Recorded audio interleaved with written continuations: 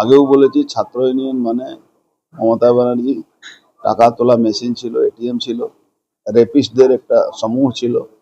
তৃণমূল ছাত্র নেতা মানে রেপিস্টদের সমূহ। একটা লোককে আমার এগেনস্টেও দাঁড় করিয়েছিল, সে সভাপতি ছিল।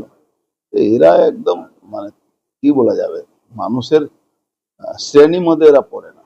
এরা সব সরকারের ক্ষমতার ভোগ করেছে। কলেজের মধ্যে মাসাজ পার্লার খুলেছে, কলেজের মধ্যে কি করেছে আপনি দেখেন, টাকা ভালো রেখেছে। বাংলাকে মমতা ব্যানার্জি, বাংলার মানুষ মমতা ব্যানার্জিকে ক্ষমা করা উচিত না।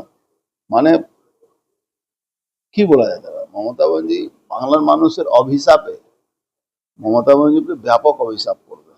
মানুষ আস্তে আস্তে সব তথ্যগুলো পাচ্ছে, দেখা যাবে। নিশ্চয়ই মন্ত্রী হলে তার দায়িত্ব বেড়েছে, আর যে দায়িত্ব দল, সরকার, মুখ্যমন্ত্রী দেবেন সেই কাজটা করতে হবে।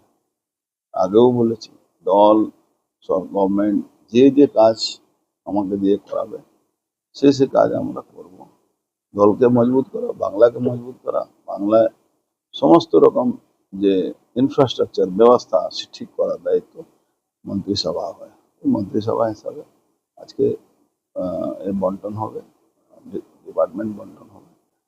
কোন দপ্তর পাওয়ার সম্ভাবনা রয়েছে?